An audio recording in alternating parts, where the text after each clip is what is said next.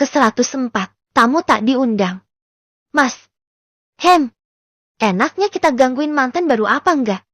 Tanya Baby iseng. Ia menatap ke atap kamar mereka. Yang polos-polos aja. Masa iya?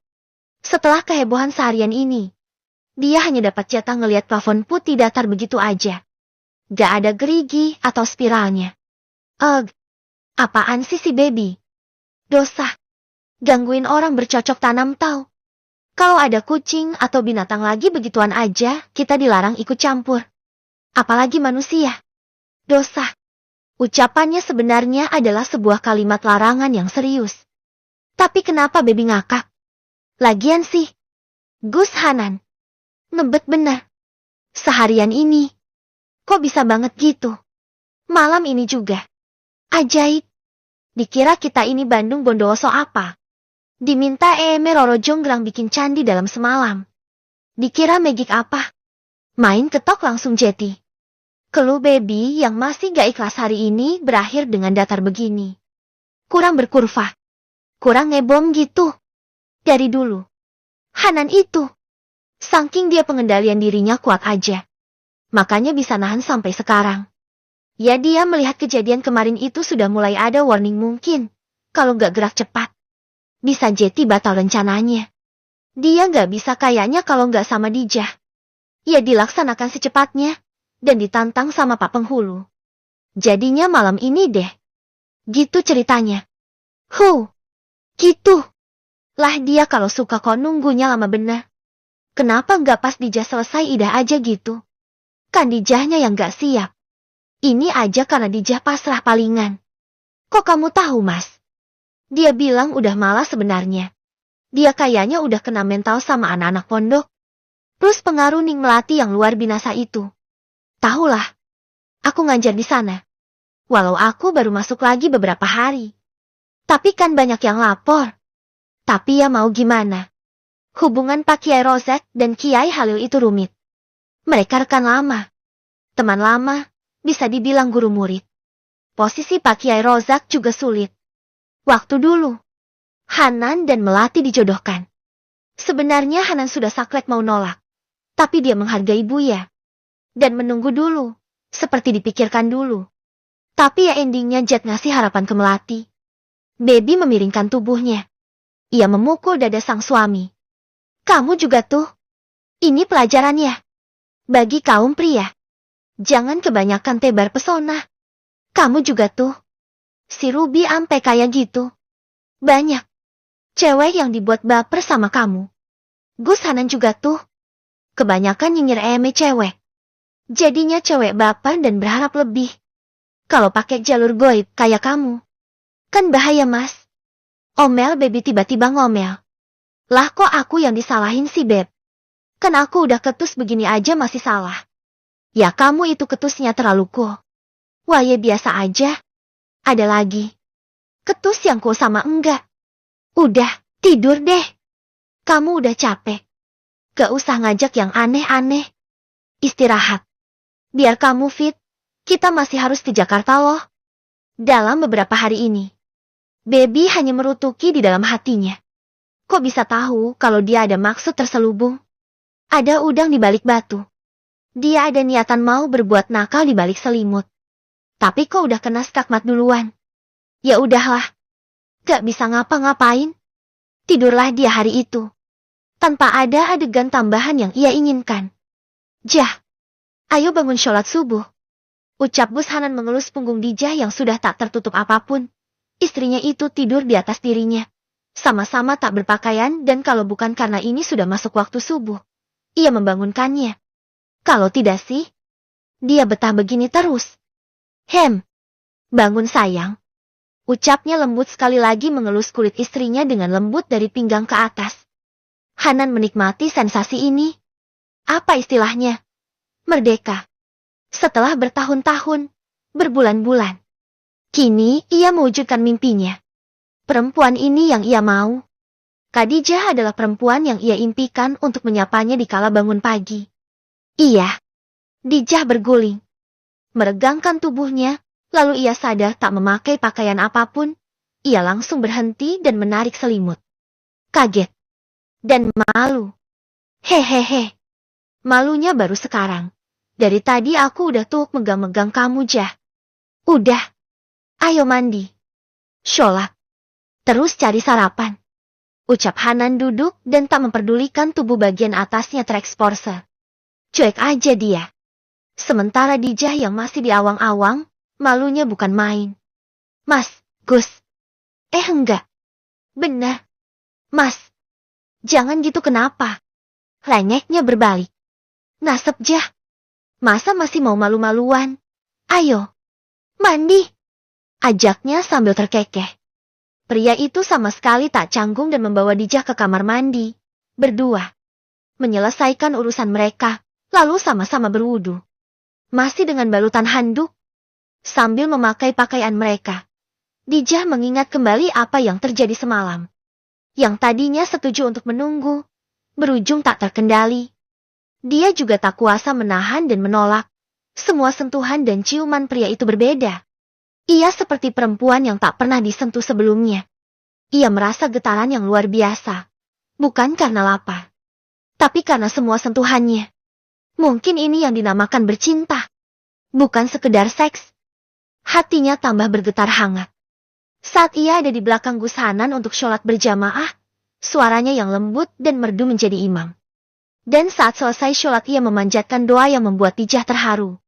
Doa agar rumah tangga mereka sakinah, mawadah warohmah, dikaruniai anak-anak yang soleh-solehah, dan semoga Allah menyatukan mereka lagi di akhirat nanti. Kalimat itu saja sudah sanggup membuatnya terharu. Lalu Gus Hanan kembali berdoa, agar menjadikan istrinya Dijah sebagai ratu di surganya nanti. Apa gak lumer Dijah dibuatnya?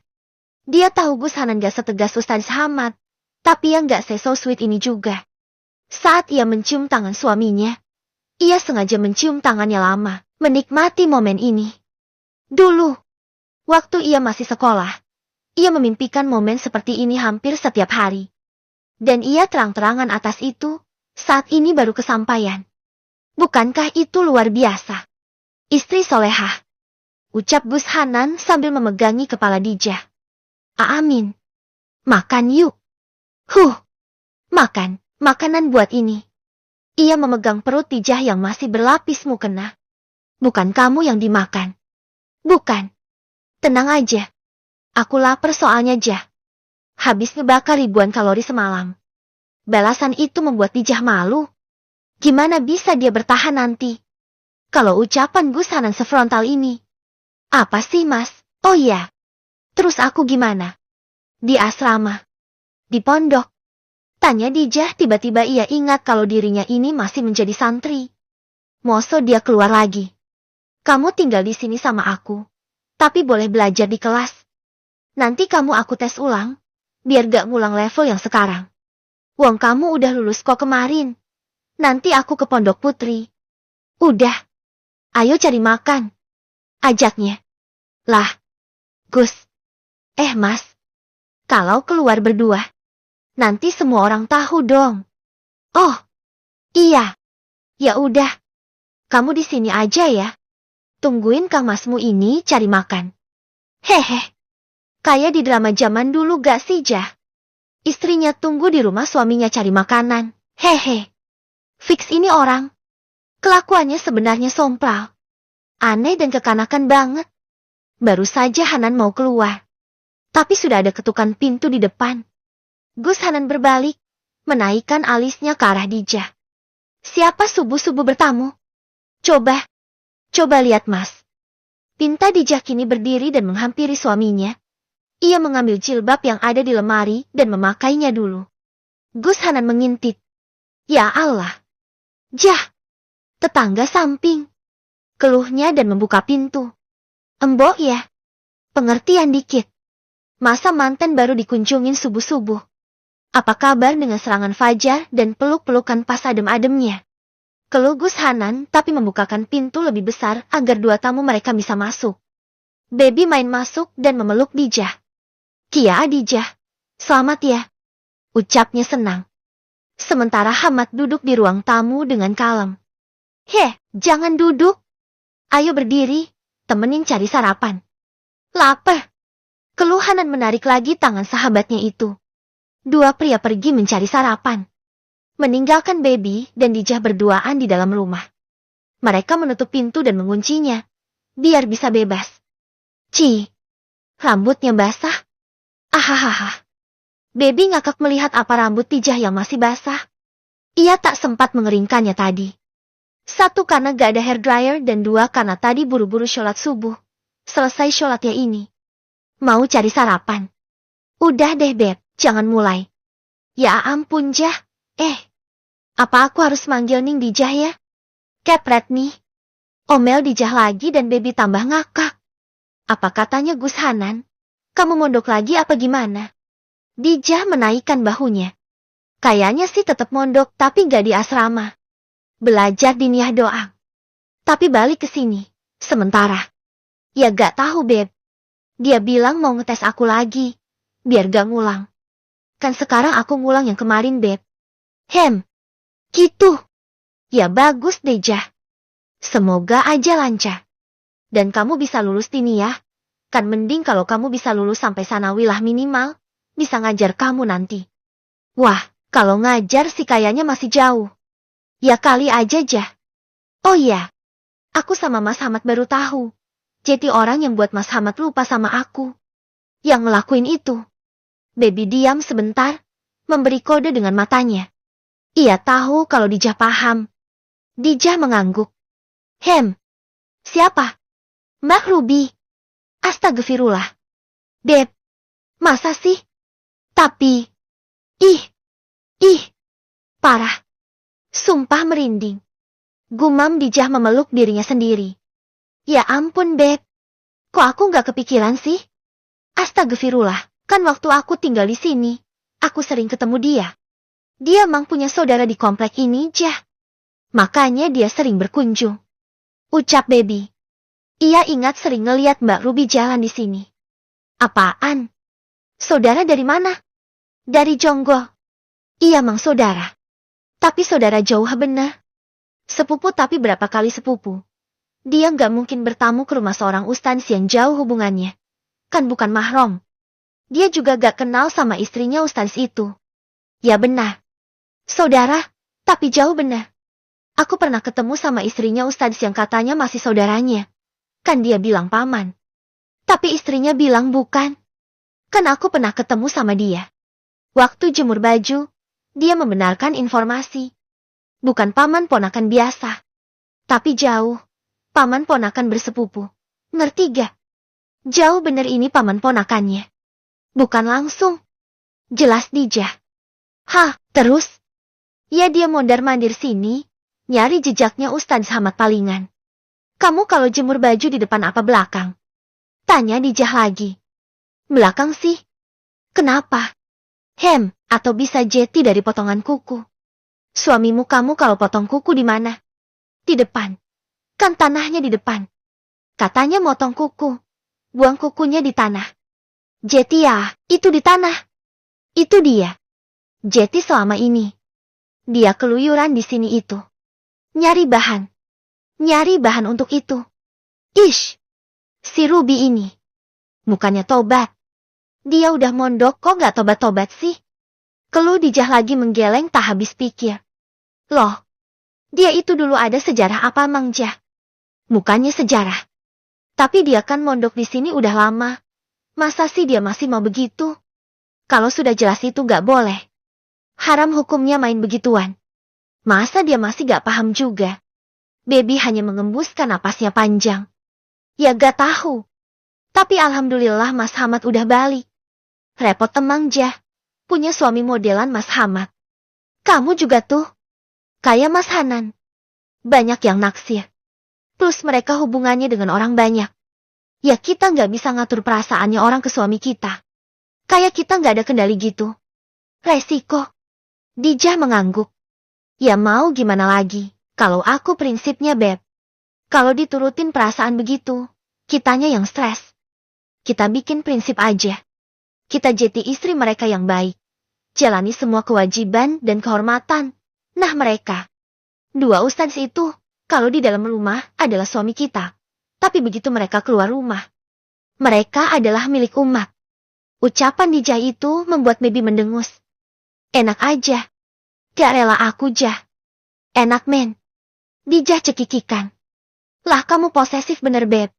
Nanti stres sendiri loh. Dia itu banyak muridnya. Dan ngajar kemana-mana. Masa mau kamu ikutin terus? Apa gak capek? Mending begitu aja. Kan enak di hati. Lah situ bisa. Kita enggak. Gak bisa.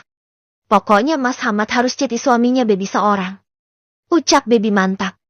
Bertepatan. Ada suara ketukan pintu. Mereka tahu itu adalah dua lelaki yang pulang mencari sarapan.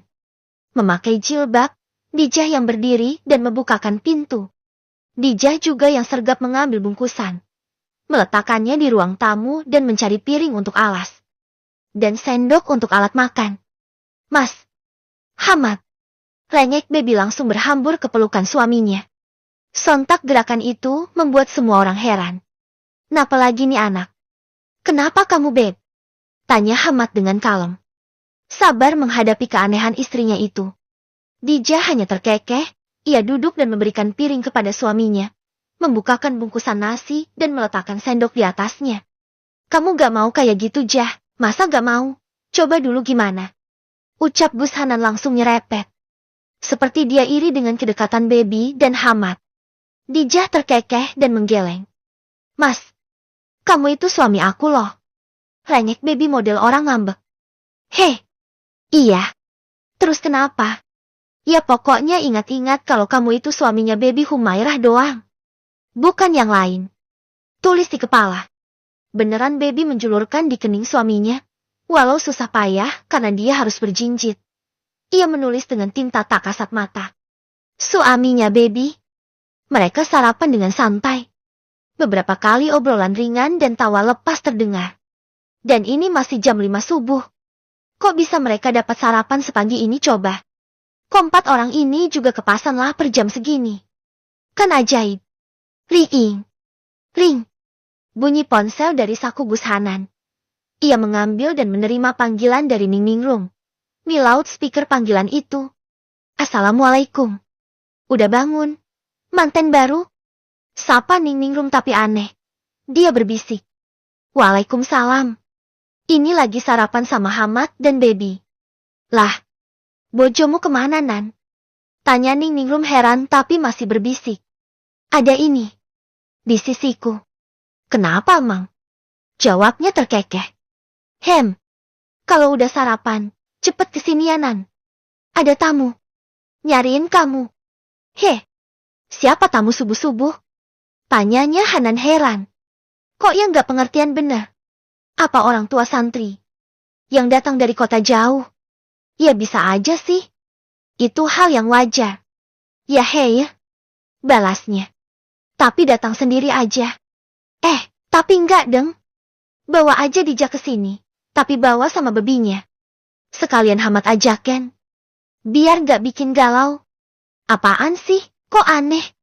Siapa yang jadi tamu? Terus kenapa kok bisik-bisik? Udah. Pokoknya kesini. Kalau gak kesini, gak kelar urusan.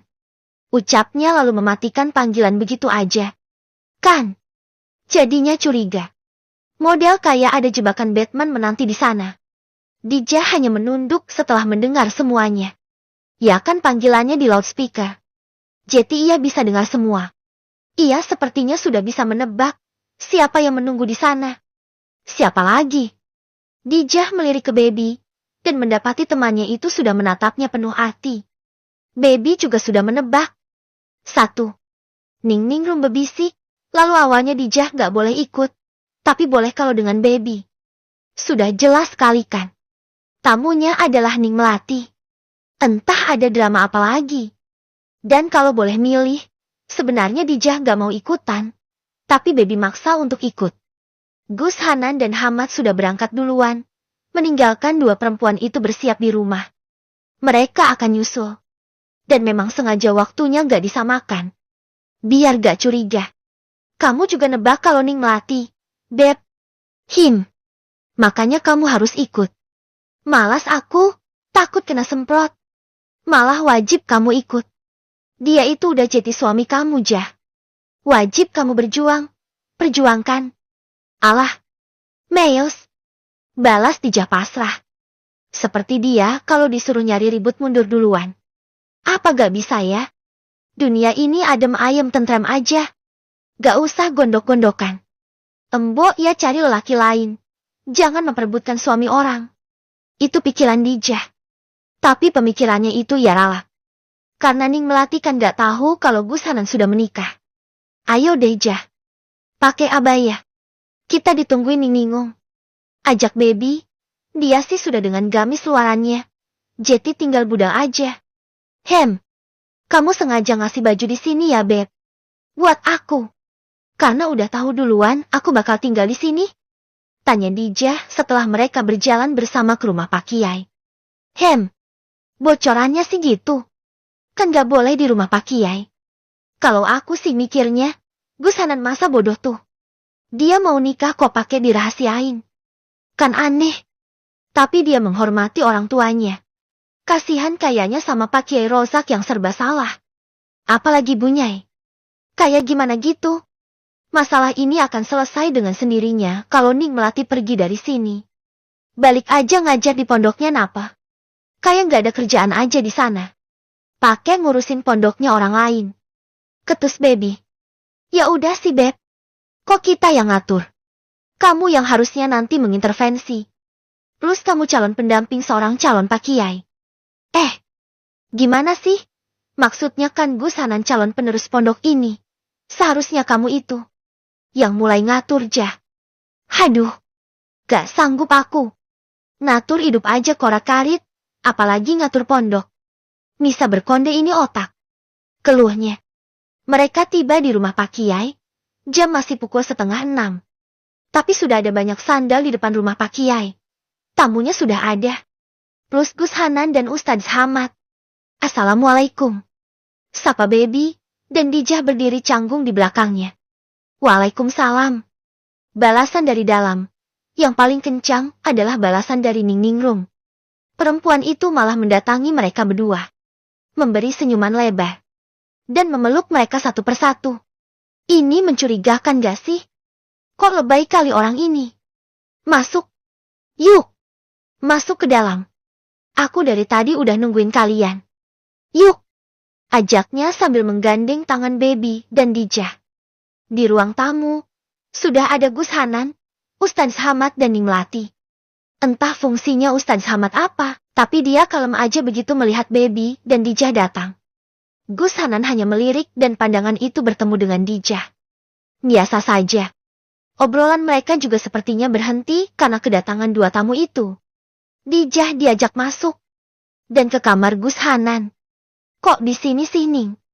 Kenapa gak di kamar Ning Ningrum aja? Tanya Dijah yang canggung. Sementara baby sudah meluncur ke kasur. Dia gak sungkan sama sekali. Langsung tiduran malah. Kalau di kamar aku Jah. Kedengaran banget. Dan kita sulit mau bereaksi. Kalau di sini kan enak. Bisa dengar tapi kita bisa bebas ngobrol juga. Ya ampun. Ning. Kita mau nguping. Tanya baby menggoda. Astagfirullah. Ning Ningrum. Ucapnya menggoda. Ning Ningrum terkekeh. Jangan sunjon. Hanan yang minta kok. Aku disuruh mantau. Dan dia nanti minta saran dari aku. Ya sudah. Kan sah, nguping yang berizin. Ucapnya tenang. Mereka diam. Menunggu kalimat yang akan terucap dari 3 orang di ruang tamu. Aku minta tanggung jawab kamu. Gus. Hanan. Aku minta tanggung jawab kamu untuk menikahi aku. Terdengar suara perempuan yang mereka kenali sebagai Ning Melati. Suaranya tegas, tapi seperti sedih sekali. Dijah, baby, dan Ning Ningrum adu pandangan setelahnya. Tanggung jawab?